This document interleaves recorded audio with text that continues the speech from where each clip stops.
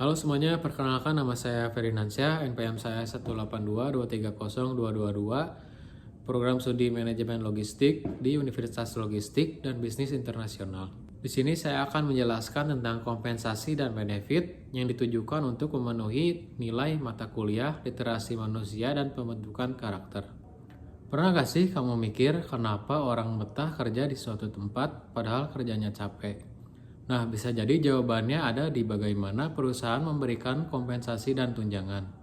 Di video ini aku mau cerita sedikit soal topik penting ini, gak cuma buat HRD atau manajer, tapi juga buat kita semua yang sedang atau akan bekerja. Kompensasi itu semua bentuk bayaran yang kita terima atas kerja kita. Bisa dalam bentuk gaji pokok, bonus, atau komisi. Tapi nggak cuma itu, ada juga yang namanya tunjangan, kayak asuransi kesehatan, cuti berbayar, atau program pensiun. Nah, ini semua disebut juga sebagai benefit. Kombinasi keduanya ini sangat penting banget, karena nggak cuma soal uang, tapi juga rasa aman, nyaman, dan dihargai.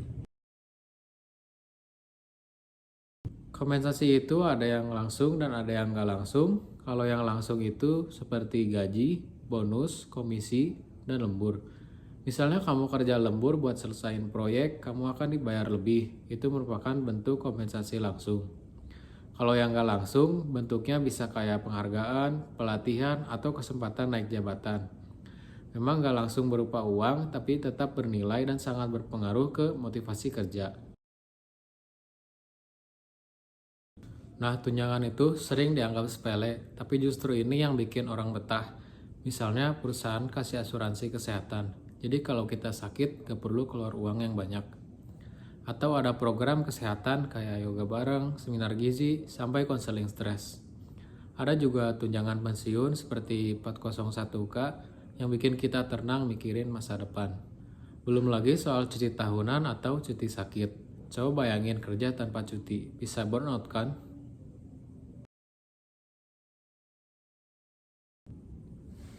Tapi semua itu nggak bisa asal, ada aturan yang harus diikuti. Misalnya di Amerika ada FLSA yang mengatur soal upah minimum dari jam lembur. Ada juga FMLA yang ngasih hak cuti untuk alasan keluarga atau medis. Dan jangan lupa ada juga isu sensitif seperti kesenjangan gaji antara pria dan wanita. Makanya perusahaan harus punya sistem gaji yang transparan dan adil, supaya nggak ada diskriminasi. Kompensasi dan tunjangan yang tepat bisa bikin karyawan makin semangat, motivasi naik, produktivitas ikut naik, dan turnover juga jadi rendah. Kedepannya tren kompensasi ini semakin canggih, ada higher tax yang bantuin tuh gaji otomatis. Terus perusahaan juga mulai kasih tunjangan yang fleksibel. Karyawan bisa pilih mana yang sesuai dengan kebutuhan pribadi. Dan karena sekarang banyak yang kerja dari rumah, tunjangan kayak uang tunai buat beli meja kerja atau koneksi internet mulai jadi hal umum.